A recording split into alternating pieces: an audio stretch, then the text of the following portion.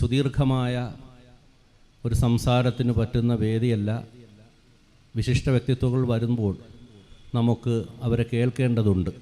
പ്രത്യേകിച്ച് ഇപ്പോൾ ഇവിടെ കാസിം സാഹിബ് സൂചിപ്പിച്ചതുപോലെ ഒരു മതേതര ജനാധിപത്യ രാജ്യത്ത് ജീവിക്കുന്ന ജനാധിപത്യ വിശ്വാസികളായ മതവിശ്വാസികളാണ് മുസ്ലിം സമൂഹം. അതിലേറെ ഇവിടെ ഈ ശബ്ദം ശ്രവിച്ചുകൊണ്ടിരിക്കുന്ന ഇതര സഹോദര സമുദായ അംഗങ്ങൾ.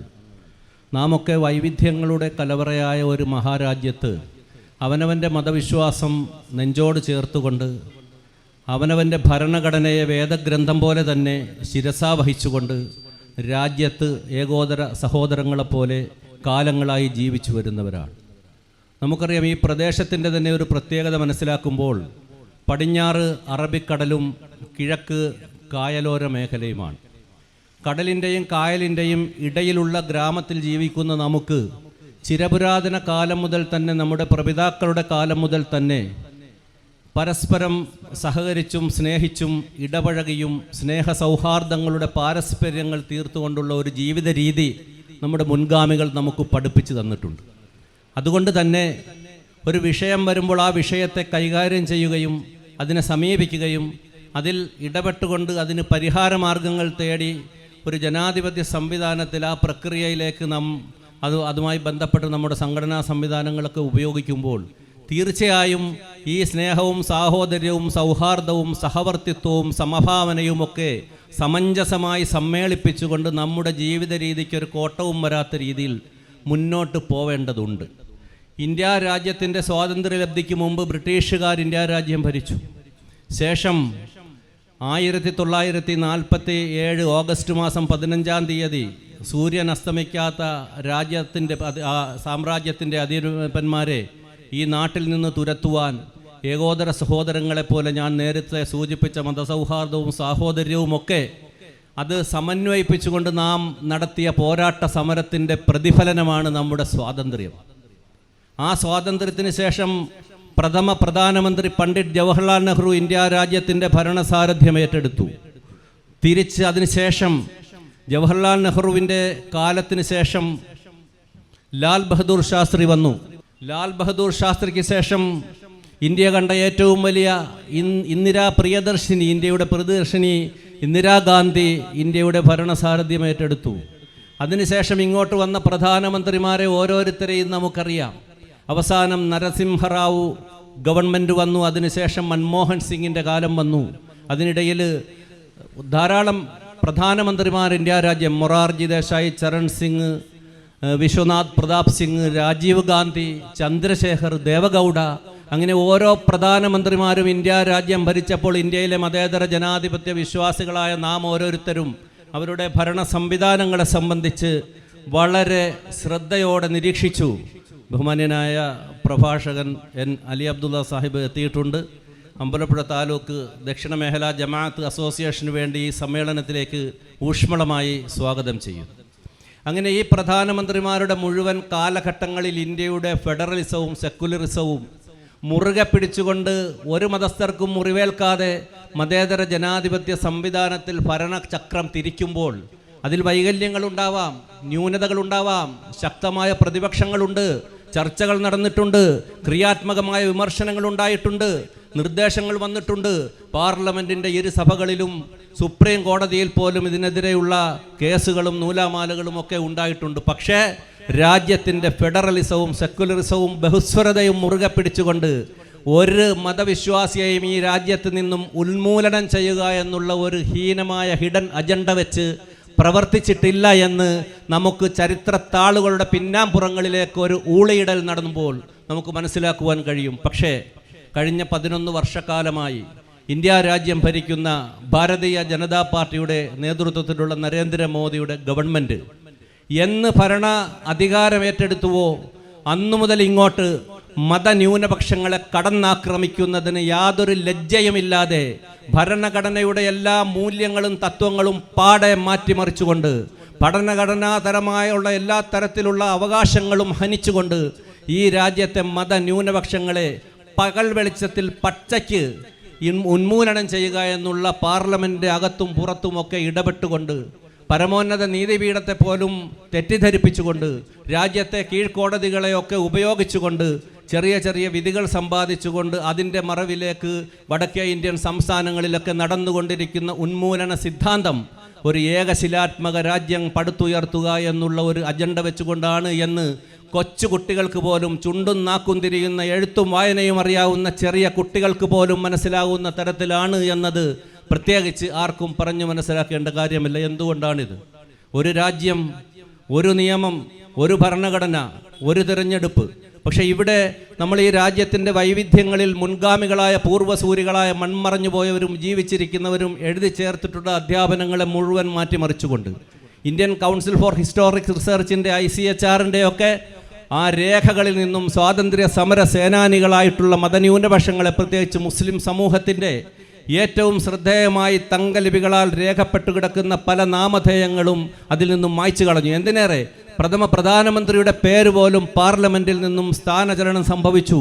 മഹാത്മജിയെ നിഷ്ഠൂരമായി വെടിവെച്ചു കൊന്ന ഡൽഹിയിലെ ബിർള മന്ദിരത്തിന്റെ പുൽത്തകടിയിൽ ഇടനെഞ്ചിൽ പോയിന്റ് ബ്ലാങ്കിൽ വെടിവെച്ച് മഹാത്മജിയെ വകവരുത്തിയ നാഥുറാം വിനായക് ഗോഡ്സെയെ അദ്ദേഹത്തിൻ്റെ ചിത്രം പാർലമെന്റിൽ അനാച്ഛാദനം ചെയ്യുന്നതിന് പോലും ഈ ഭരണ സംവിധാനം ഉപയോഗിച്ചു എന്ന് പറയുമ്പോഴാണ് നമ്മെ ലജ്ജിപ്പിക്കുന്നത്. നമുക്കറിയാമല്ലോ, ഇന്ത്യ രാജ്യത്തിൻ്റെ പാരമ്പര്യവും ചരിത്രവുമൊക്കെ പാടെ 10-12 വർഷം കൊണ്ട് ഏത് തരത്തിലേക്ക് ആക്കി തീർത്തു എന്നതിനെ സംബന്ധിച്ച് നമ്മൾ ചിന്തിക്കണം.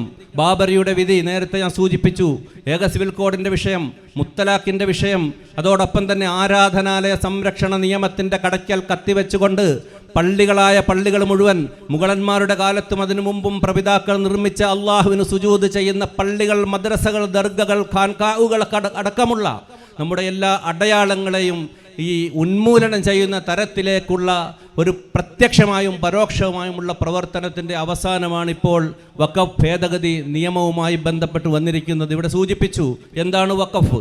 അള്ളാഹുവിൻ്റെ നാമത്തിൽ പാരത്രിക മോക്ഷത്തിനു വേണ്ടി വിശ്വാസികളായ സമ്പത്തുള്ള വിശ്വാസികൾ അള്ളാഹുവിൻ്റെ നാമത്തിൽ സമർപ്പിക്കുന്ന ഒരു ദാനമാണ് പവിത്രമായ സംശുദ്ധമായ സമ്പത്ത്. അത് സംശുദ്ധമായിരിക്കണം, അത് ഹലാലായിരിക്കണം, അത് തെറ്റായ മാർഗത്തിൽ സമ്പാദിച്ചതാവരുത്. അത് ഹലാലായ മാർഗത്തിൽ സമ്പാദിച്ച സ്വത്ത് അള്ളാഹുവിൻ്റെ നാമത്തിൽ ഇത് സമർപ്പിക്കുന്നത് എന്തിനു വേണ്ടിയാണ്? ഒരു മുസ്ലിമിനെ സംബന്ധിച്ചിടത്തോളം അവൻ പാരത്രിക മോക്ഷത്തിനു വേണ്ടി ഈ ലോക ജീവിതത്തിനപ്പുറം ഒരു പരലോക ജീവിതമുണ്ടെന്നും ആ ജീവിതമാണ് അനശ്വരമായ ജീവിതമെന്നും ആ ജീവിതത്തിലേക്ക്, ശാശ്വതമായ ആ ജീവിതത്തിലേക്ക് ക്ഷണിതമായ ഈ ലോകത്ത് നമുക്ക് ലഭിച്ചിട്ടുള്ള അല്പായുസ്സിൽ നാം ചെയ്ത് തീർത്തിട്ടുള്ള നന്മയും തിന്മയും തുലനം ചെയ്ത് രക്ഷാശിക്ഷകൾ വിധിക്കുന്ന പാരത്രിക ലോകത്ത് അള്ളാഹുവിൻ്റെ ചോദ്യത്തിന് ഉത്തരം നൽകുമ്പോൾ അവിടെ കൈകടിക്കാതെ രക്ഷപ്പെടണമെന്ന് വിശ്വസിക്കുന്ന പരലോക ജീവിതം, മരണാനന്തര ജീവിതം, അത് വിശ്വാസ പ്രമാണങ്ങളിൽ അടിയുറച്ച് വിശ്വസിക്കുന്ന ഒരു വിശ്വാസിയെ സംബന്ധിച്ചിടത്തോളം അതാണ് ആത്യന്തികമായ ലക്ഷ്യം. അവിടെ പരലോക മോക്ഷത്തിന് വേണ്ടി അള്ളാഹുവിൻ്റെ നാമത്തിൽ സമർപ്പിക്കുന്ന ഒരു സമ്പത്തിനെ, അതിനെ ഇല്ലാത്ത അധികാരങ്ങൾ ഉപയോഗിച്ച് അതിൻ്റെ സംവിധാനങ്ങളെ ദുർബലപ്പെടുത്തി ബ്രിട്ടീഷുകാരൻ്റെ കാലത്ത് പോലും 1915 ബ്രിട്ടീഷുകാരൻ ഇവിടെ വഖഫിൻ്റെ ഒരു ആക്ടിനെ സംബന്ധിച്ചൊരു രൂപരേഖ തയ്യാറാക്കിയപ്പോൾ പോലും മതപണ്ഡിതരെയും നിയമജ്ഞരെയും പാർലമെൻറ്റേറിയന്മാരെയും ഒക്കെ നിയമവിശാരദന്മാരെയും ഒക്കെ കൂട്ടിച്ചേർത്തുകൊണ്ട് കൂടിയാലോചനയിലൂടെ ഉരുത്തിരിഞ്ഞു വന്ന ഒരു സംവിധാനം. കാരണം ഇത് പവിത്രമായ സമ്പത്താണ്. ഇത് ആരും നമുക്ക് വെറുതെ ദാനമായി തന്നതോ പുറമ്പോക്ക് പതിച്ചെടുത്തതോ ഗവൺമെൻറ് പതിച്ചു തന്നതോ രാജാക്കന്മാർ തന്നതോ ഒന്നുമല്ല. ഇത് അധ്വാനിച്ച് കഷ്ടപ്പെട്ട് ഈ ലോകത്തേക്ക് ഉള്ള മുതൽക്കൂട്ടെന്ന നിലയിൽ പാരത്രിക ലോകത്തേക്കും സമ്പാദിച്ചെടുത്ത മുൻഗാമികളായ സമ്പന്നന്മാർ ചെയ്ത ദാനം എന്ന നിലയിൽ അത് സംശുദ്ധമായ സ്വത്താണ്. അത് കൈകാര്യം ചെയ്യേണ്ടത് മുസ്ലിമായിരിക്കണം. നിർബന്ധമായും ഇത് മുസ്ലിമിൻ്റെ ഒരു വിശ്വാസപരമായ സംവിധാനം എന്ന നിലയിൽ അവിടെ കൈകടത്തലുകൾ പാടില്ല. നമുക്കറിയാം, സെൻട്രൽ വഖഫ് കൗൺസിലുകളും സംസ്ഥാന വഖഫ് ബോർഡുകളും വഖഫ് ട്രൈബ്യൂണലുകളുമുണ്ട്. ട്രൈബ്യൂണൽ ഒഴിച്ചാൽ ബാക്കിയുള്ള വഖഫ് ബോർഡുകളുടെയും വഖഫ് കൗൺസിലിൻ്റെയും ഒക്കെ ഘടനയെ സംബന്ധിച്ച് വ്യക്തമായ ധാരണകളുണ്ട്. 1956 നിയമം അത് 1995 ആക്റ്റായിട്ട് വന്നപ്പോൾ 1995 വഖഫ് ആക്ടിനെ 2013 മൻമോഹൻ സിംഗ് ഗവൺമെൻറ് അമെൻമെൻറ്റിലൂടെ ആ വഖഫ് ഭേദഗതി വരുത്തി, ആ നിയമത്തിൽ ഭേദഗതി വരുത്തി. ആ നിയമമനുസരിച്ച്, അതിൻ്റെ മാനദണ്ഡമനുസരിച്ച് ബഹുമാനപ്പെട്ട പ്രധാനമന്ത്രി അന്ന് പാർലമെൻറ്റിൻ്റെ ഇരുസഭകളിലും ജോയിൻറ്റ് പാർലമെൻ്ററി കമ്മിറ്റി ഉണ്ടാക്കിക്കൊണ്ട് മതവിദഗ്ധരെയും മതപണ്ഡിതരെയും നിയമവിദഗ്ധരെയും പരമോന്നത നീതിപീഠത്തിൻ്റെ പോലും അനുഗ്രഹാശിസ്സുകളോടുകൂടി പവിത്രമായ ഈ സംവിധാനത്തിൽ കൈകടത്തലുകളില്ലാത്ത തരത്തിലുള്ള ചില ഭേദഗതികൾ വരുത്തിക്കൊണ്ട് ആ ഭേദഗതി അനുസരിച്ചാണ് നമ്മുടെ വഖഫുകൾ സംരക്ഷിച്ച് നമ്മൾ മുന്നോട്ട് പരിപാലിച്ചു കൊണ്ടുപോകുന്നത്. ഈ സംവിധാനത്തെയാണ് ആ എക്സിക്യൂട്ടീവിന് പ്രത്യേകം അധികാരം കൊടുത്തുകൊണ്ട് ഈ സംവിധാനത്തിലേക്ക് കൈകടത്തലുകൾ നടത്തുവാൻ മുസ്ലിമേതര മതവിഭാഗത്തിൽപ്പെട്ട ആളുകളെ ഉദ്യോഗസ്ഥന്മാരെ നിയമിച്ചുകൊണ്ട് ഒരു റവന്യൂ അധികാരിയായ ജില്ലാ കളക്ടർക്ക് പോലും ഒരു ജില്ലയിലെ വഖഫ് സ്വത്ത് വഖഫാണോ അല്ലയോ എന്ന് നിർണ്ണയിക്കുവാനുള്ള അധികാരം നൽകിക്കൊണ്ട് ഇതിൻ്റെ പവിത്രതയെയും ഇതിൻ്റെ സംശുദ്ധിയെയും ഇതിൻ്റെ പരിപാവനതയെയും ഇതിൻ്റെ ഘടനയെയും ഇല്ലായ്മ ചെയ്തുകൊണ്ട് ഈ സമൂഹത്തെ ദുർബലപ്പെടുത്തുവാൻ, ഈ സമൂഹത്തിൻ്റെ സമ്പത്തിനെ ദുർബലപ്പെടുത്തണം എന്നുള്ള ഗൂഢമായ തന്ത്രം, ആ തന്ത്രം ഉപയോഗിച്ചുകൊണ്ടാണ് പുതിയ വഖഫ് ഭേദഗതി നിയമം പ്രാവർത്തികമാക്കുന്നത്. ഇപ്പോൾ നമ്മുടെ MP ഇവിടെ വന്ന് സംസാരിക്കും. അദ്ദേഹം പാർലമെൻറ്റ് അക്കൗണ്ട് കമ്മിറ്റിയുടെ ചെയർപേഴ്സണാണ്. അതോടൊപ്പം തന്നെ ഈ JPC-യുമായി ബന്ധപ്പെട്ടൊക്കെ ആലപ്പുഴയുടെ MP എന്ന നിലയിലല്ല, ദേശീയ നേതാവെന്ന നിലയിൽ തന്നെ ഇതുമായി ബന്ധപ്പെട്ട് പാർലമെൻറ്റിൻ്റെ അകത്ത് കൃത്യമായ ഇടപെടലുകൾ നടത്തുന്ന കേരളത്തിൽ നിന്ന് പോയ മുഴുവൻ പാർലമെൻറ്റേറിയന്മാർക്കും നേതൃത്വം നൽകിക്കൊണ്ട് പ്രിയപ്പെട്ട രാഹുൽ ഗാന്ധിയോടൊപ്പം നിന്നുകൊണ്ട് ഇതിനെതിരെ പോരാടുകയാണ്. കഴിഞ്ഞ നബിദിന സമ്മേളനം ഉദ്ഘാടനം ചെയ്യാൻ വന്നപ്പോഴും ഇതുമായി സംബന്ധിച്ച് സംസാരിച്ചു.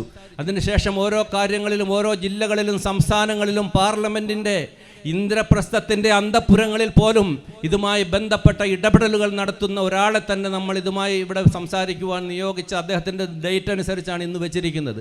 കൃത്യമായി പറയും. അതുമായി ബന്ധപ്പെട്ട ആർട്ടിക്കിളുകളെ സംബന്ധിച്ച്, ഭരണഘടനയുടെ നഗ്നമായ ലംഘനം നടന്നതിനെ സംബന്ധിച്ച് അക്കം നിരത്തി ഇവിടെ പറയുമെന്നുള്ളത് കൊണ്ടും നമ്മുടെ നേതാക്കന്മാരൊക്കെ കഴിഞ്ഞ 3-4 ആഴ്ചകളായി ഇതുമായി ബന്ധപ്പെട്ട് പ്രസംഗിക്കുകയും എഴുതുകയും അതുമായി ബന്ധപ്പെട്ട സെമിനാറുകളുമൊക്കെ നടത്തി ഈ പ്രദേശത്തെ ജനങ്ങളെ ബോധവൽക്കരിച്ചിരിക്കുകയാണ്. ഇവിടെ ഇതിൻ്റെ ഒരു പ്രാധാന്യമെന്ന് പറയുന്നത് കേവലം നാം ഒരു മുത്തലാഖ് നിയമത്തിനെ സംബന്ധിച്ചോ ഏക സിവിൽ കോഡിനെ സംബന്ധിച്ചോ NRCയെ സംബന്ധിച്ചോ ഒക്കെ നമ്മൾ പ്രതിഷേധമൊക്കെ ഉയർത്തിയിട്ടുണ്ടെങ്കിലും ഇത് ഒരു സമൂഹത്തിൻ്റെ അസ്തിത്വത്തെ ഇല്ലാതാക്കുകയും ആ സമൂഹത്തിൻ്റെ സമ്പത്തിനെ ദുർബലപ്പെടുത്തുകയും ചെയ്യുവാനുള്ള ഒരു ഗവൺമെൻറ്റിൻ്റെ കടന്നാക്രമണം എന്ന നിലയിലാണ് ഇവിടെ ഇങ്ങനെ ഒരു സമരം സംഘടിപ്പിച്ചത്. ഇത് കഴിഞ്ഞ ഏതാനും മാസങ്ങളായി നടക്കുന്ന ഒരു സമരത്തിൻ്റെ 4ാം ഘട്ടമാണ് ഇന്നിവിടെ അമ്പലപ്പുഴ താലൂക്ക് ദക്ഷിണമേഖല ജമാഅത്ത് അസോസിയേഷൻ്റെ നാമധേയത്തിൽ ഇങ്ങനെ ഒരു യോഗം ഇവിടെ നടത്തുവാൻ ഞങ്ങൾ നിർബന്ധിതരായത്. ആദ്യ ഘട്ടമെന്ന നിലയിൽ അമ്പലപ്പുഴ പോസ്റ്റ് ഓഫീസ് പിക്കറ്റിംഗ് നടത്തി.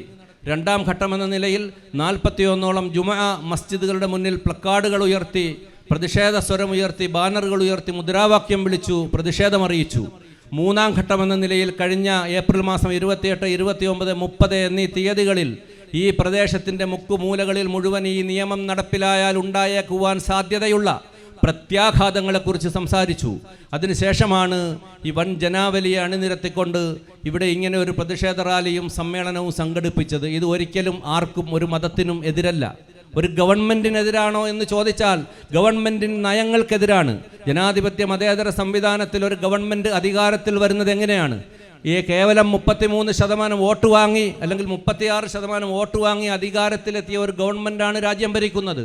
ബാക്കി 63-67% വോട്ടുകൾ ചിന്നിച്ചിതറിപ്പോയതുകൊണ്ടാണ് ഈ കക്ഷിക്ക് രാജ്യം ഭരിക്കുവാനുള്ള ജനാധിപത്യ ക്രമത്തിൽ അവസരം ലഭിച്ചത് എന്ന് നമ്മൾ മനസ്സിലാക്കണം. ഈ 251 അംഗങ്ങൾ അല്ലെങ്കിൽ 500-600 അംഗങ്ങളുള്ള ഒരു പാർലമെൻറ്റിൽ 301 പേർക്ക് അംഗത്വം കിട്ടിയാൽ അവരിൽ അതാണ് ഭരണകക്ഷി. ബാക്കി 300 പേരെ കിട്ടിയവർ 2ാം കക്ഷി പ്രതിപക്ഷമാണ്. അപ്പോൾ ഈ ദുർബലമായ ഒരു ന്യൂനപക്ഷത്തിൻ്റെ ഭൂരിപക്ഷം ഉപയോഗിച്ചുകൊണ്ട് രാജ്യം ഭരിക്കുമ്പോൾ ഇന്ത്യ മുന്നണിയെപ്പോലെയുള്ള വളരെ ശക്തമായ സംവിധാനങ്ങൾ ഉയർന്നു വരുന്നത് നമുക്ക് പ്രതീക്ഷയുണ്ട്. അതുകൊണ്ട് തന്നെ രാജ്യത്തിൻ്റെ വികലമായ നയസമീപനങ്ങൾ, രാജ്യഭരണാധികാരിയുടെ നയസമീപനങ്ങൾക്കെതിരെ നമ്മൾ പോരാടേണ്ടതുണ്ട്. ഇത് നേരത്തെ സൂചിപ്പിച്ചതുപോലെ ഒരു ഗവൺമെൻറ്റിനെതിരെയുള്ള സമരമാണെങ്കിൽ രാജ്യം ഭരിക്കുന്ന ഗവൺമെൻറ്റിൻ്റെ നയങ്ങൾക്കെതിരെയുള്ള സമരമാണ്. ഹിന്ദുമത വിശ്വാസികളെ സംബന്ധിച്ച് അവർ നമ്മുടെ സഹോദരങ്ങളാണ്. ക്രൈസ്തവർ നമ്മുടെ സഹോദരങ്ങളാണ്. ഞാൻ ആദ്യം പറഞ്ഞത് ഈ പ്രദേശത്തിൻ്റെ ഒരു പ്രത്യേകത പറഞ്ഞു. രാജ്യത്തിൻ്റെ പ്രത്യേകതയും അങ്ങനെ തന്നെയാണ്. വടക്കേ ഇന്ത്യൻ സംസ്ഥാനങ്ങളിലൊക്കെ പേര് ചോദിച്ച് മുസ്ലിമാണോ എന്ന് ചോദിച്ച് ആൾക്കൂട്ട കൊലപാതകങ്ങളടക്കം മുസ്ലിമിൻ്റെ ആരാധനാലയങ്ങളടക്കം ബുൾഡോസർ രാജ് നടപ്പിലാക്കുന്ന യോഗി ആദിത്യനാഥിൻ്റെ UP ഗവൺമെൻറ് പോലെ ഈ തെക്കൻ കേരളത്തിലേക്കോ അല്ലെങ്കിൽ ഈ തെക്കൻ ദക്ഷിണേന്ത്യൻ സംസ്ഥാനങ്ങളിൽ തമിഴ്നാട്, കേരള പോലെയുള്ള ഭാഗങ്ങളിലേക്ക് വരുമ്പോഴുണ്ടാകുന്ന പ്രത്യാഘാതങ്ങളാണ് ഞാൻ സൂചിപ്പിച്ചത്. നമ്മുടെ മതമൈത്രിയും നമ്മുടെ സാഹോദര്യവും നമ്മുടെ സംവിധാനങ്ങളുമൊക്കെ തകർന്ന് തരിപ്പണമാകുവാൻ കാരണമാകുമ്പോൾ ഇവിടെ മതസൗഹാർദ്ദം തകരും. ഭാരതീയം എന്ന കവിതയിൽ മധുസൂദനൻ നായർ സാർ ഒരു കാര്യം എഴുതി വെച്ചിട്ടുണ്ട്. ഭാരതം എൻ്റെ രാജ്യം, ഏതു ഭാരതരുമെൻ സോദരർ. നമ്മളറിയാമല്ലോ, നമ്മൾ കൊച്ചുകുട്ടികൾ സ്കൂളിൽ പ്രതിജ്ഞ ചെയ്യുന്നതാണ്, India is my country, all Indians are my brothers and sisters. ഭാരതം എൻ്റെ രാജ്യം, ഏതു ഭാരതരുമെൻ സോദരർ, പുസ്തകക്കുറി കൊറിപ്പു നീ എന്ന് പറഞ്ഞിട്ട് ആണ്ടേക്കൊരിക്കൽ ഒരു ഓഗസ്റ്റ് 15 അരുമയായി നുണയുന്ന മധുരമോ ഭാരതം. അച്ഛൻ പഠിപ്പിച്ച വാചാപ്രസംഗത്തിൽ ഉച്ചത്തിലോതേണ്ട വാക്കിലോ ഭാരതം. വർഷപരീക്ഷയ്ക്കു വേഗം വരയ്ക്കുന്ന വർണ്ണമേളം കൊണ്ട വരയിലോ ഭാരതം എന്ന് പറഞ്ഞിട്ടിങ്ങനെ പറയുന്നുണ്ട്. വര തരം പോലെ വരയ്ക്കണം, ചുറ്റിനും കടൽ നീലയും കുന്നിനെലുകയും ചാർത്തണം, വടിവിതൊത്താൽ നിന്റെ പടവുകൾ ശോഭനമെന്ന് ഭാരതത്തെക്കുറിച്ച് പറഞ്ഞിട്ട് ഇവിടെ ആരാണു നിൻ സോദരൻ, ഈ all Indians are my brothers and sisters എന്ന് പറഞ്ഞെടുത്ത് ഇവിടെ ആരാണു നിൻ സോദരൻ, പെറ്റിട്ട തിരുവയറു പോലും തിരിഞ്ഞു നോക്കാത്തവൻ. ഇവിടെ എന്താണു നിൻ സോദരൻ, നാട്ടിടയിൽ വേർപ്പുപാടങ്ങളിൽ തിരയുക എന്ന് പറഞ്ഞിട്ട് നാഗരരവങ്ങൾ കിടയ്ക്കും തിരക്കുക, നാടുവാഴും ലോഭമാളികയിൽ നോക്കുക. അവിടെ ഗവൺമെന്റിനാണ് ഉദ്ദേശിച്ചത്. അന്ധവിശ്വാസ ഹോമപ്പുകയിൽ വേവുന്നൊരമ്പലപ്രാവുകളോട് ചോദിക്കുക, ആർത്തിപ്പെരുമ്പാമ്പ് ചുറ്റി വിഴുങ്ങുന്നൊരമ്പിളി പൂമ്പിറയോട് ചോദിക്കുക എന്ന് പറഞ്ഞിട്ട് ഉത്തരദക്ഷിണാവൃത്തങ്ങൾ ചുറ്റുന്നൊരു ഉഷ്ണപ്രവാഹങ്ങളോട് ചോദിക്കുക, നെഞ്ചിൽ വെടിയേൽക്കെ ഒരു വൃദ്ധഹൃദയം വാർത്ത രക്തസങ്കീർത്തനത്തോട് ചോദിക്കുക. മഹാത്മാവിനെയാണ് അവിടെ ഉദ്ദേശിച്ചത്. അപ്പോൾ ഇതിൻ്റെ ഓരോ വരികളും നമ്മൾ എടുക്കുമ്പോൾ ഈ പറഞ്ഞ വരികളിലുള്ള ഭാരതത്തിൻ്റെ അന്നത്തെ അവസ്ഥയും ഇന്നത്തെ അവസ്ഥയും നമ്മൾ നോക്കുമ്പോൾ ഇവിടെ ആരാണു നിൻ സോദരൻ, സഹോദരനെ നേരെ പേര് ചോദിച്ചിട്ട് നിഷ്ഠൂരമായി ആൾക്കൂട്ടം തല്ലിക്കൊല്ലുകയാണ്, അല്ലെങ്കിൽ വെടിയുതിർത്ത് കൊല്ലുകയാണ്. ആവിഷ്കാര സ്വാതന്ത്ര്യത്തിൻ്റെ പേരിൽ എത്ര പേരെയാണ് തല്ലിക്കൊന്നത്? കൽബുറിയെയും പൻസാരെയും അതോടൊപ്പം തന്നെ ധബോൾക്കറേയും ഒക്കെ അവസാനം ഗൗരി ലങ്കേഷിന് വരെ അവരൊക്കെ കറകളഞ്ഞ മഹാത്മജി ആരായിരുന്നു? കറകളഞ്ഞ ഹിന്ദു വിശ്വാസിയാണ്, ഹിന്ദുമത വിശ്വാസിയാണ്. അതോടൊപ്പം തന്നെ ഈ പേര് പറയപ്പെട്ടവർ മുഴുവൻ പേരും ഹിന്ദുമത വിശ്വാസിയാണ്. പക്ഷേ ഇവിടുത്തെ പ്രശ്നം ഒരു ഹിന്ദു ആയാൽ പോരാ, ഹിന്ദു സംഘപരിവാർ ആശയം വെച്ച് പുലർത്തുന്ന ഒരു സംഘപരിവാർ വിശ്വാസിയായില്ലെങ്കിൽ അവരുടെയൊക്കെ ഗതി ഇത് തന്നെയാണെന്നാണ് ഭരണകൂടത്തിൻ്റെ ഒത്താശയോടെ രാജ്യം ഭരിക്കുന്നവർ കാട്ടിക്കൂട്ടുന്ന ഒരു ചില വിഷയങ്ങളെന്ന് പറയുന്നിടത്താണ് മതന്യൂനപക്ഷങ്ങളായ നമ്മൾക്ക് എവിടെയാണ് നിലനിൽപ്പ് എന്നതിനെ സംബന്ധിച്ച് നമ്മൾ ചിന്തിക്കേണ്ടത്. ഈ നിയമം നടപ്പിലായാൽ ഉണ്ടായേക്കാൻ സാധ്യതയുള്ള പ്രത്യാഘാതങ്ങൾ ദൂരവ്യാപകമാണ്. അത് മനസ്സിലാക്കിക്കൊണ്ടാണ് പരമോന്നത നീതിപീഠമായ സുപ്രീം കോടതി ഈ നിയമത്തെ താൽക്കാലികമായി ഇതിനകത്തുള്ള അപകടകരമായ ആ ഭേദഗതികളിൽ പറഞ്ഞിട്ടുള്ള ചില വിഷയങ്ങളെ സംബന്ധിച്ച് താൽക്കാലികമായി മരവിപ്പിച്ചുകൊണ്ട് അടുത്ത പരിഗണനയ്ക്ക് വച്ചിരിക്കുന്നത്. അന്തിമ വിധി വരുമ്പോൾ ഈ ബാബറി വിധിയൊക്കെ നമ്മുടെ മുന്നിൽ ഉള്ളത് കൊണ്ട് തന്നെ അന്തിമ വിധി വരുമ്പോൾ ഇത് എങ്ങനെ വരും എന്നതിനെ സംബന്ധിച്ചുള്ള ഒരു വലിയ ഗഹനമായ ചിന്ത സമൂഹത്തിനുണ്ട്. അതോടൊപ്പം തന്നെ നാട്ടിൽ നടക്കുന്ന പ്രക്ഷോഭങ്ങളും നാട്ടിൽ നടക്കുന്ന പ്രതിഷേധങ്ങളുമൊക്കെ നീതിപീഠം നിരീക്ഷിക്കുന്നുണ്ട്. അതിൽ നമുക്കൊരു പ്രതീക്ഷയുണ്ട്. ആ പ്രതീക്ഷയ്ക്കൊത്ത് ഉയർന്നു വരുന്ന ഒരു പ്രത്യാശയുടെ ഭാഗമായി ഒരു വെള്ളി വെളിച്ചം കാണാൻ സാധിക്കും എന്നുള്ള ഒരു പ്രതീക്ഷയിൽ നിൽക്കുമ്പോഴും നമ്മുടെ പ്രതിഷേധങ്ങൾ ഇങ്ങനെ ഉയർന്നുകൊണ്ടേയിരിക്കണം. നമ്മുടെ പ്രതിഷേധങ്ങൾ ഇന്ദ്രപ്രസ്ഥത്തിൻ്റെ അന്തഃപുരത്ത് എത്തുന്നതുവരെയും ജനാധിപത്യപരമായ രീതിയിൽ നമുക്ക് സംഘടിപ്പിക്കേണ്ടതുണ്ട്. അതുമായി ബന്ധപ്പെട്ട നമ്മുടെ വിഷയങ്ങളെ സംബന്ധിച്ച് ആധികാരികമായി ഇടപെടുന്ന അമ്പലപ്പുഴ താലൂക്കിൻ്റെ ദക്ഷിണ മേഖലയിലെ ഒരു കോർഡിനേഷൻ കമ്മിറ്റി എന്ന നിലയിലാണ് നമ്മളിത് സംഘടിപ്പിച്ച് ഈ സമ്മേളനം ഇവിടെ സജ്ജമാക്കിയിരിക്കുന്നത്. കഴിഞ്ഞ 40 വർഷക്കാലമായി പ്രവർത്തിക്കുന്ന ഒരു മതേതര ജനാധിപത്യ സ്വഭാവത്തിൽ പ്രവർത്തിക്കുന്ന ഈ തെക്കൻ മേഖലയിലെ മുസ്ലിം പള്ളികളുടെ ഒരു കോർഡിനേഷൻ എന്ന നിലയിൽ തന്നെ ഈ പ്രദേശത്തിൻ്റെ സ്പന്ദനങ്ങൾ മനസ്സിലാക്കിക്കൊണ്ട് മതമൈത്രിയുടെയും സാഹോദര്യത്തിൻ്റെയും സഹവർത്തിത്വത്തിൻ്റെയും സമഭാവനയുടെയൊക്കെ സന്ദേശം പൊതുസമൂഹത്തിന് വിളംബരം ചെയ്യുന്ന തരത്തിലുള്ള പ്രതിബദ്ധതയുള്ള നിരവധി ഇടപെടലുകളിൽ ഈ സംഘടന കാലങ്ങളായി ഇടപെടലുകൾ നടത്തിയിട്ടുണ്ട്. ആ ഇടപെടലുകളുടെ പ്രതിഫലനമാണ് ഇന്ന് ഈ കാണുന്ന ഈ നിങ്ങളുടെ വൻ ജനബാഹുല്യം. അപ്പോൾ ഈ മേഖലയിൽ ഇത്തരം വിഷയങ്ങളിൽ ആധികാരികമായി ഇടപെടുന്ന ഒരു സംഘടന എന്ന നിലയിൽ ഇന്നത്തെ ഈ സമ്മേളനത്തിന് ഒരു പ്രത്യേകതയുണ്ട്. സാധാരണ നമ്മൾ പല വിഷയങ്ങളിലും ആധികാരികമായി തന്നെ ഇടപെടുകയും ജില്ലാ ഭരണകൂടവും SP ഓഫീസുമൊക്കെയായി ബന്ധപ്പെട്ട് അതിൻ്റെ മാനദണ്ഡങ്ങൾ പാലിച്ചുകൊണ്ട് നിയമപരമായി തന്നെ അനുവാദത്തോടു കൂടി തന്നെയാണ് പ്രതിഷേധങ്ങൾ സംഘടിപ്പിക്കുകയും അതുമായി ബന്ധപ്പെട്ട കൂട്ടായ്മകൾ സംഘടിപ്പിക്കുകയും ഒക്കെ ചെയ്യുന്നത്. കാരണം നാം എപ്പോഴും വിശ്വാസത്തിൻ്റെ ഭാഗമായ ഒരു സംവിധാനത്തിൽ നിൽക്കുമ്പോൾ തീർച്ചയായും ആ മതവിശ്വാസത്തിൽ എന്താണോ പറഞ്ഞിരിക്കുന്നത് അതിന് കോട്ടം വരുന്ന ഒരു പ്രവർത്തനങ്ങൾക്കും നമ്മൾ മുതിരാൻ പാടില്ല എന്നുള്ളതാണ്. നമ്മെ തീവ്രവാദികളെന്നും ഭീകരവാദികളെന്നും ഒക്കെ മുദ്ര കുത്തുമ്പോൾ ഈ കൊച്ചു കേരളത്തിൻ്റെ ഒരു പ്രത്യേകതയുണ്ട്. ഈ കേരളത്തിൽ നമുക്കറിയാമല്ലോ, ഇപ്പോൾ ഈ അമ്പലപ്പുഴ പ്രദേശത്തിൻ്റെ കാര്യമാണ് ഞാൻ സൂചിപ്പിച്ചു വന്നത്. ഈ കേരളത്തിൽ എല്ലായിടത്തും ഇങ്ങനെ തന്നെയാണ്, മതമൈത്രിയും സാഹോദര്യവുമുണ്ട്. നമ്മൾ ഈ സമ്മേളനം സംഘടിപ്പിച്ചപ്പോൾ തന്നെ ഇതര മതവിശ്വാസികളെ കൂടി നാം നമ്മുടെ ഈ പരിപാടിയിലേക്ക് അവരെ കൂടി ചേർത്ത് നിർത്തിക്കൊണ്ട് ഓരോ ഭാഗങ്ങളിലും ഇതിൻ്റെ വാഹനജാഥ പോയപ്പോൾ അവരൊക്കെ കൈവീശി കാണിക്കുകയും ഇങ്ങനെ തമ്പിംപ്രഷം കാണിക്കുക, അതുപോലെ തന്നെ ആധികാരികമായി തന്നെ നമ്മളെ വിളിച്ചിട്ട് ഇതിന് പ്രോത്സാഹനങ്ങളും ആശംസകളും അറിയിക്കുകയും ഒക്കെ ചെയ്തത് വലിയ ഒരു ശുഭസൂചനയാണ്. കാരണം ഇവിടെ നമ്മുടെ ഈ പ്രദേശത്ത് നമ്മൾ ഇത്തരം കാര്യങ്ങളുമായി ഇടപെടുമ്പോൾ തീർച്ചയായും ഇവിടുത്തെ മതമൈത്രിയും സാഹോദര്യവും ഇവിടെ നിലനിൽക്കേണ്ടതുണ്ട് എന്ന നിർബന്ധ ബുദ്ധി നമുക്കുണ്ട്. അമ്പലപ്പുഴ താലൂക്കിൻ്റെ തെക്കൻ മേഖലയിലെ തോട്ടപ്പള്ളി മുതൽ പുന്നപ്ര പറവൂർ വരെയുള്ള മുസ്ലിം പള്ളികളുടെ ഒരു കൂട്ടായ്മയായിട്ട് 4 പതിറ്റാണ്ടുകൾക്ക് മുമ്പ് രൂപീകരിച്ച ഒരു സംഘടനയാണ് അമ്പലപ്പുഴ താലൂക്ക് ദക്ഷിണ മേഖല ജമാഅത്ത് അസോസിയേഷൻ. പക്ഷേ ഇത്തരം അടിയന്തര പ്രാധാന്യമുള്ള വിഷയങ്ങൾ വരുമ്പോൾ മുസ്ലിമിനെ മാത്രം ബാധിക്കുന്ന വിഷയത്തിലല്ല. കഴിഞ്ഞ ഏതാനും മാസങ്ങൾക്ക് മുമ്പ് മണിപ്പൂർ ജനത അനുഭവിക്കുന്ന വസ്തുതകളെ സംബന്ധിച്ചൊക്കെ നമുക്കറിയാം. മണിപ്പൂരിലെ ജനങ്ങൾക്ക് ഐക്യദാർഢ്യം പ്രഖ്യാപിച്ചുകൊണ്ട് കച്ചേരിമുക്കിൽ ഒരു വലിയ സമ്മേളനം സംഘടിപ്പിച്ചു നമ്മൾ. അതോടൊപ്പം തന്നെ ഈ ഗ്യാൻവാപ്പി പള്ളിയുടെ വിഷയത്തിലും ഫലസ്തീൻ്റെ വിഷയത്തിലും മറ്റു തരത്തിലുള്ള വിഷയങ്ങളിലുമൊക്കെ മീഡിയ സെൻറ്ററിലെ മാധ്യമപ്രവർത്തകരെയൊക്കെ വിളിച്ചു വരുത്തി അതിൻ്റെ കാര്യങ്ങളൊക്കെ പറഞ്ഞിട്ട് നമ്മൾ ഇതുമായി ബന്ധപ്പെട്ട് പ്രവർത്തിക്കുമ്പോൾ നമുക്ക് ആത്യന്തികമായ നമ്മുടെ ലക്ഷ്യമെന്ന് പറയുന്നത് ഒരു മതസ്പർദ്ധയും ഒരു വൈരാഗ്യവുമൊന്നും ഉണ്ടാവാത്ത തരത്തിൽ ഈ പ്രദേശത്ത് നമുക്ക് സന്തോഷത്തോടുകൂടി സമാധാനത്തോടുകൂടി ജീവിക്കുവാനുള്ള സാഹചര്യം ഉണ്ടാകുമ്പോൾ തന്നെ ഇത് ഇതര സമൂഹത്തിന്, ഇപ്പോൾ ക്രൈസ്തവ സമൂഹത്തിൻ്റെ കാര്യം കാസിം സാഹിബ് സൂചിപ്പിച്ചു, അതുമായി ബന്ധപ്പെട്ട ചർച്ച് ബില്ലുകളൊക്കെ വരേണ്ടതുണ്ട്. ഈ വഖഫ് ബില്ലിനെ സംബന്ധിച്ച് പറയുമ്പോൾ ഒറ്റ കാര്യം കൂടി പറയുകയാണ്.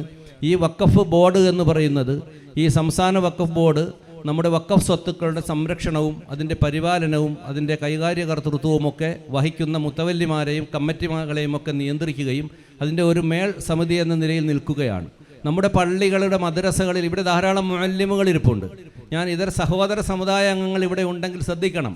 ഈ മദ്രസ അധ്യാപകരെന്ന് പറയുന്നവർക്ക് ഞങ്ങൾ പള്ളി കമ്മിറ്റികൾ, പ്രാദേശികമായി ഉണ്ടാക്കിയെടുത്തിട്ടുള്ള കമ്മിറ്റികൾ ഓരോ വീടാന്തരം കയറി ഇറങ്ങി നാളികേരവും കോഴിമുട്ടയും പിടിയരിയുമൊക്കെ ശേഖരിച്ച് കൊണ്ടുവന്ന് സമാഹരിച്ച് അതിൽ നിന്ന് കിട്ടുന്ന മാസവരി ഇനത്തിലൊക്കെ കിട്ടുന്ന തുച്ഛമായ വരുമാനത്തിൽ നിന്നും വളരെ ഗണ്യമായ ചെറിയ ഒരു തുക കുട്ടികളെ പഠിപ്പിക്കുന്നതിന് അവർക്ക് വേതനമായി നൽകിക്കൊണ്ടാണ് മദ്രസ അധ്യാപകർ ജോലി ചെയ്യുന്നത്.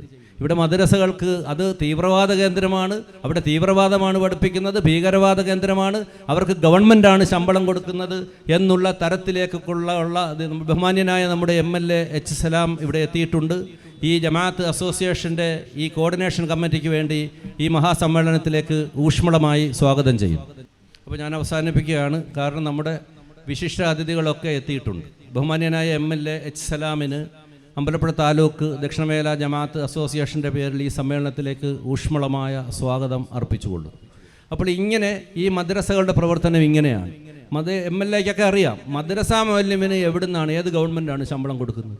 10 പൈസ ഞാൻ പറഞ്ഞില്ലേ, കാശ് കിട്ടുന്നില്ല. നമ്മളെടുക്കുന്ന ഈ മാസവരിയും ഈ പിടിയരിയും ഈ കോഴിമുട്ടയും ഈ നാളികേരവും പണ്ടൊക്കെ.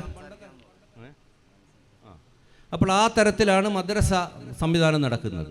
അതിനുശേഷം നമ്മൾ ഈ വഖഫ് സ്വത്തുക്കളൊക്കെ ഗവൺമെൻറ്റിൻ്റെ കരങ്ങളിലേക്ക്, നമ്മുടെ വഖഫ് ബോർഡും ഒറ്റ കാര്യം MLA വന്നതുകൊണ്ട് വഖഫ് ബോർഡുമായി ബന്ധപ്പെട്ട് നാഷണൽ ഹൈവേ അക്വയർ ചെയ്ത സ്ഥലത്തിൻ്റെ നഷ്ടപരിഹാര തുക സംസ്ഥാന വഖഫ് ബോർഡിൻ്റെ ചെയർപേഴ്സൻ്റെയും അതാത് കൺസേൺഡ് വഖഫിൻ്റെ മുത്തവല്ലിയുടെയും പേരിൽ ജോയിൻ്റ് അക്കൗണ്ടിൽ കിടക്കുകയാണ്. ഇപ്പോൾ പുന്നപ്ര വണ്ടാനം ഷറഫുൽ ഇസ്ലാം സംഘം, മസ്ജിദുൽ ഇജാബ, കാക്കാഴൻ ജമാഅത്ത്, പഴയങ്ങാടി മുസ്ലിം ജമാഅത്ത്, പുറക്കാട് ജമാഅത്ത്, തോട്ടപ്പള്ളി അടക്കമുള്ള 6 മഹല്ലുകളുടെയായി 25ഓളം കോടി രൂപ സംസ്ഥാന വഖഫ് ബോർഡിൻ്റെ അക്കൗണ്ടിലാണുള്ളത്. ഇത് ദേവസ്വം ബോർഡിനോ അല്ലെങ്കിൽ മറ്റുള്ള ഒരു സംവിധാനങ്ങൾക്കോ ഇങ്ങനെ ഒരു നിയന്ത്രണവും നിബന്ധനയും ഒന്നുമില്ല. ദേവസ്വം ബോർഡ് നേരിട്ട് നിയന്ത്രിക്കുന്ന 1600ഓളം അമ്പലങ്ങൾക്ക് ദേവസ്വം ബോർഡാണ് കഴകക്കാരൻ മുതൽ മേൽശാന്തി വരെ ശമ്പളം കൊടുക്കുന്നത്. അതാണ് ഞാൻ മദ്രസ മൗലവിന്റെ കാര്യം അടിവരയിട്ട് പറഞ്ഞത്. അത് ഇതിനെതിരെ അസംബ്ലിയിലുമൊക്കെ സംസാരിച്ചിട്ടുള്ളതാണ് നമ്മുടെ MLA. നമ്മുടെ ഈ വഖഫ് സ്വത്തുക്കൾ അക്വയർ ചെയ്ത പൈസ തിരിച്ചു കിട്ടുവാൻ വേണ്ടി വഖഫ് ബോർഡ് അംഗമായിട്ടുള്ള M Naushad MLA, Eravipuram MLA M Naushad അടക്കമുള്ള ആളുകളെ, വഖഫ് ബോർഡ് ചെയർമാനെ, അതിൻ്റെ ചീഫ് എക്സിക്യൂട്ടീവ് ഓഫീസറെയൊക്കെ നേരിട്ട് കാണുവാൻ നമ്മുടെ ഒപ്പം സ്വന്തം വാഹനത്തിൽ യാത്ര ചെയ്ത് അതുമായി ബന്ധപ്പെട്ട ആ പണം തിരിച്ചെടുക്കുന്നതിന് വേണ്ടി ആത്മാർത്ഥമായി ഇടപെട്ടുകൊണ്ടിരിക്കുന്ന ഒരു ജനപ്രതിനിധി എന്ന നിലയിൽ അദ്ദേഹം ഇവിടെ ഇപ്പോൾ അതുമായി ബന്ധപ്പെട്ടും സംസാരിക്കുമെന്ന് ഞാൻ പ്രതീക്ഷിക്കുന്നു. നമ്മുടെ പണം തിരിച്ചു കിട്ടുന്നതിന് വളരെ കൃത്യമായ ഇടപെടലുകൾ നടത്തുന്ന ഒരു ജനകീയ MLA എന്ന നിലയിൽ ഈ ജമാഅത്ത് അസോസിയേഷൻ്റെ പേരിലുള്ള നന്ദിയും കടപ്പാടും കൂടി അറിയിച്ചുകൊണ്ട് ഈ വന്നെത്തിയിരിക്കുന്ന എല്ലാവരും ഈ സംസാരങ്ങൾ മുഴുവൻ ശ്രദ്ധിച്ചിട്ടേ മടങ്ങിപ്പോകാവൂ എന്ന് സൂചിപ്പിച്ചുകൊണ്ട് ഇൻഷാ അല്ലാ ഈ കിരാത നിയമം പിൻവലിക്കുന്നത് വരെ ഈ ജമാഅത്ത് അസോസിയേഷൻ്റെ പേരിലുള്ള തുടർ സമരപരിപാടികൾ തുടരുമെന്നും അതുമായി ബന്ധപ്പെട്ട് ക്ഷണിക്കുമ്പോൾ നിങ്ങൾ ഓരോരുത്തരും നിങ്ങളുടെ അകമഴിഞ്ഞ സഹായ സഹകരണങ്ങൾ നൽകി നമ്മുടെ ഈ സമരപരിപാടികൾക്ക് വർദ്ധിത വീര്യത്തോടെ ഊർജം പകരണമെന്ന് മാത്രം സൂചിപ്പിച്ചുകൊണ്ട് ഇവിടെ ഇത്രയും നേരം ഈ റാലിയിലും സമ്മേളനത്തിലും വന്നെത്തിയിട്ടുള്ള ബഹുമാന്യരായ ഓരോ സഹോദരങ്ങളെയും ഈ സംഘടനയുടെ പേരുള്ള ഊഷ്മളമായ അഭിനന്ദനങ്ങൾ അറിയിച്ചുകൊണ്ട് ഏറെ ബഹുമാന്യനായ അമ്പലപ്പുഴയുടെ ജനകീയ MLA H. സലാമിനെ ഈ മുഖ്യ അതിഥി എന്ന നിലയിൽ പ്രഭാഷണം നടത്തുവാനായി ഏറെ ബഹുമാനത്തോടെ ക്ഷണിക്കുന്നു.